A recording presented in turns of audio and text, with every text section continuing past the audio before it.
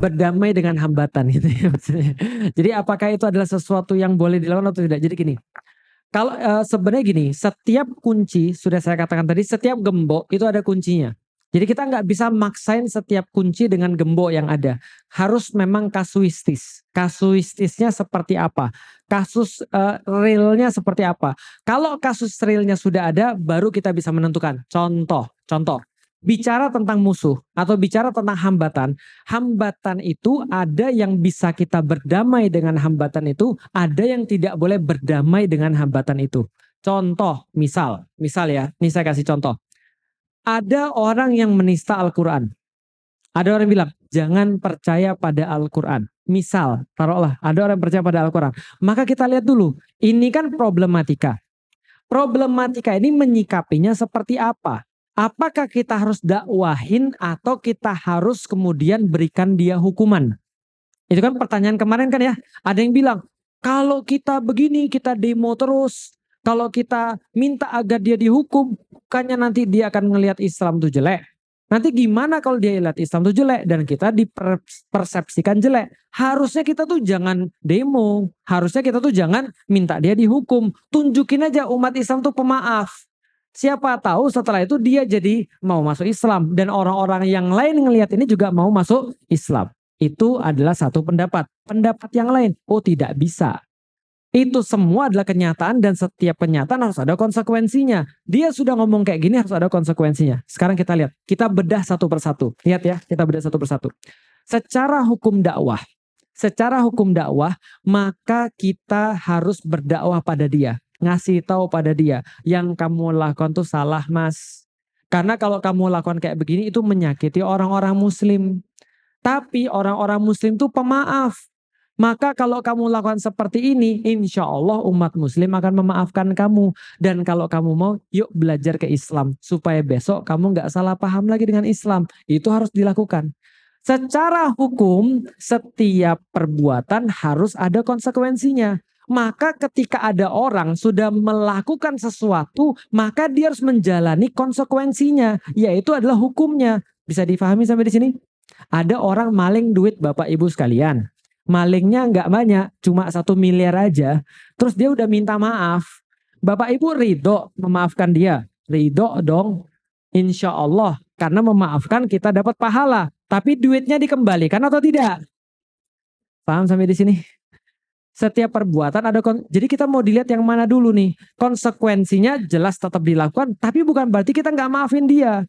Penista agama itu sudah saya maafkan. Tapi perbuatannya harus dihukum. Bisa difahami. Supaya yang lain gak ikut-ikutan. Lah kalau misalnya tidak dihukum, ini menjadi presiden buruk. Bisa difahami ya sampai di sini ya. Jadi logikanya berbeda. Sama kayak tadi misalnya kalau kita bahas tentang salah seseorang misalnya. Ketika kita bahas orang itu ketika melakukan sesuatu, kita harus melihat yang mana. Maka kita lihat sesuai dengan apa yang dia lakukan. Bisa difahami sampai di sini Bapak Ibu sekalian. Maka kalau kasusnya kasusnya penista agama itu kemudian bisa kita ambil menjadi sebuah contoh, berarti tidak semua itu harus disikapi dengan satu cara, bisa jadi dengan cara-cara yang berikutnya. Nah, lalu kita bahas lagi, kita lanjutin lagi. Kapan berdamai dan kapan kita harus kemudian tegas? Oke, sekarang saya kasih tahu. Abu Bakar, ketika pertama-tama jadi khalifah, dia punya masalah. Apa masalahnya? Ada orang nggak mau bayar zakat. Ada orang gak mau beriman lagi setelah Rasulullah wafat. Ada orang gak mau lagi untuk sholat. Abu Bakar bilang apa? Yuk sahabat kita syuro. Yuk sahabat kita syuro. Setelah syuro sahabat, semua sahabat-sahabat mengatakan lebih baik kita gak usah merangin orang dulu deh. Kenapa? Kita banyak masalah wahai khalifah. Lebih baik kita selesaikan masalah kita. Sementara yang mereka lakukan, kita biarin aja dulu. Setelah syuro, Abu Bakar bilang begini. Terkenal banget dalam sirah. Abu Bakar bilang, kalau kalian gak mau pergi, saya pergi sendiri.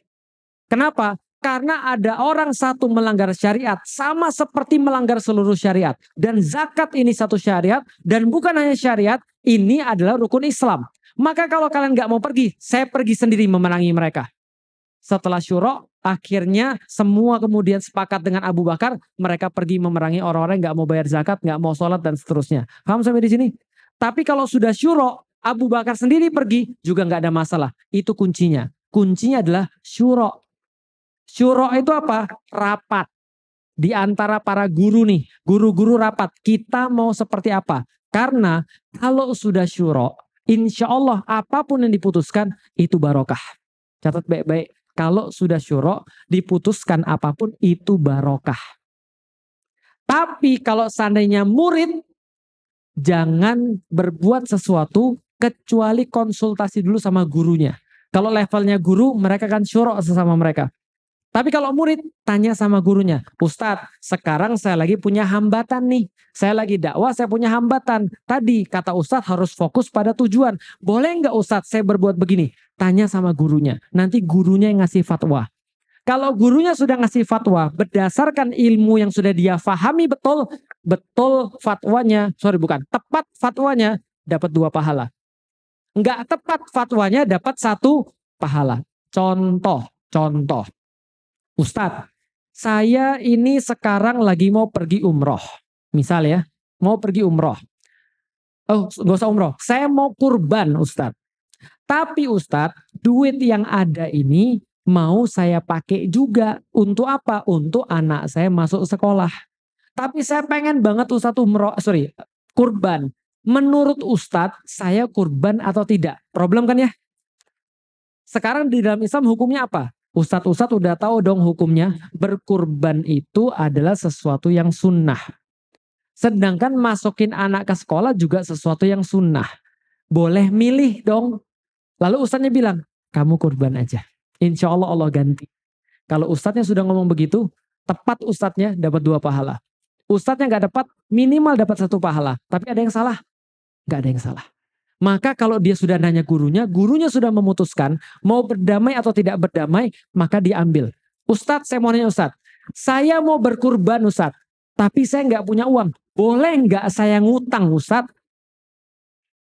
Ustadznya bilang, ngutang itu dibenci Allah. Kalau nanti mati pas berhutang, gimana siapa yang bayar? Sedangkan kurban itu hukumnya sunnah, jangan berdamai. Paham ya? Ini berarti hambatannya tinggalkan, fokus aja. Mendingan ikut saya, kita cari siapa yang kurban. Oh di Masjid Al-Mutakin, yuk kita makan bareng. Paham? Tanya sama yang berilmu. Ini hambatannya mau kita untuk kolaborasi atau kita tinggalkan. Karena pasti ustadz-ustadz punya pertimbangan. Dan kalau pertimbangannya itu tepat 2 pahala, pertimbangannya nggak tepat 1 pahala minimal. Karena di dalam Islam ada banyak perbedaan. Ustadz, ada ustadz yang lain keputusannya begini, ustadz yang lain keputusannya begini. Selama dia beristihad, selama dia ngasih fatwa berdasarkan ilmu yang mumpuni, maka tepat dapat 1 pahala, tepat dapat 2 pahala, nggak tepat dapat 1 pahala. Walaupun keputusannya berbeda. Ustadz-ustadz kita berbeda kan ngasih keputusan kan ya. Tapi kalau sudah berdasarkan ilmu, insya Allah pahala. Karena Islam tuh memang memberikan ruang adanya perbedaan, gitu ya. Oke.